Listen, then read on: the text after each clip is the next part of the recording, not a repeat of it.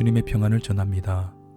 오늘의 말씀은 예레미야 21장입니다. 8절과 9절 말씀입니다. 여호와께서 말씀하시기를 보라, 내가 너희 앞에 생명의 길과 사망의 길을 두었노라. 너는 이 백성에게 전하라 하셨느니라. 이 성읍에 사는 자는 칼과 기근과 전염병에 죽으려니와 너희를 애워싼 갈대아인에게 나가서 항복하는 자는 살 것이나 그의 목숨은 전리품같이 되리라. 선지자의 예언대로 바벨론이 예루살렘을 침공했습니다. 유다의 마지막 왕 시드기야는 예레미야에게 신하를 보내 기도를 부탁했습니다.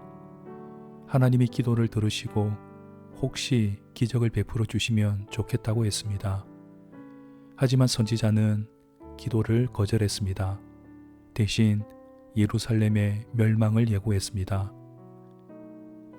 선지자가 기도를 거절했던 이유는 이미 늦었기 때문입니다. 하나님은 지금까지 수많은 선지자를 보내셔서 경고하셨지만 그때는 듣지 않았습니다. 하나님은 이미 유다를 멸하시기로 작정하셨습니다. 유다가 사는 길은 바벨론에게 순순히 항복하는 것뿐입니다. 하나님은 생명의 길과 사망의 길을 두셨습니다. 생명의 길은 바벨론으로 끌려가는 것입니다.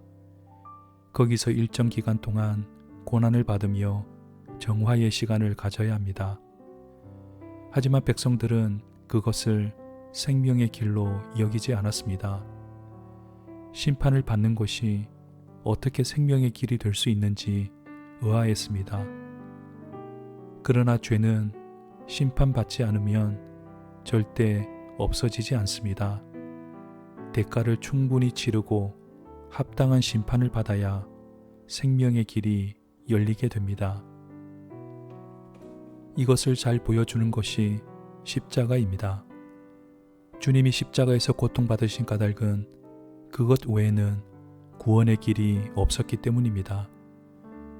따라서 성도는 십자가를 직면해야 합니다. 십자가에서 예수님과 함께 못 박힌 체험이 있어야 합니다. 그리고 듣기 거북해도 죄, 심판, 지옥에 관한 말씀을 들어야 합니다. 그래야 생명의 길로 나아갈 수 있습니다. 유다 백성들은 당장의 안위를 얻으려고 했습니다. 심판을 말하는 선지자는 핍박하고 근거 없는 희망을 전하는 거짓 선지자는 환영했습니다.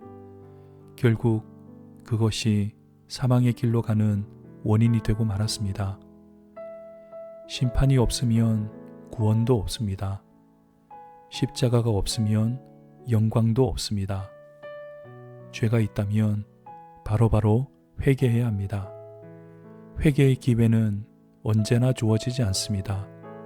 보라, 지금이 은혜 받을 만한 때요 구원의 날이로다. 자비의 주님, 영적으로 미숙한 우리는 심판의 날이 닥쳐서야 겨우 회개합니다. 바라는 것은 날마다 깨어서 내 속에 있는 죄를 살피게 하시고 그 죄를 곧바로 십자가에 못 박게 하옵소서.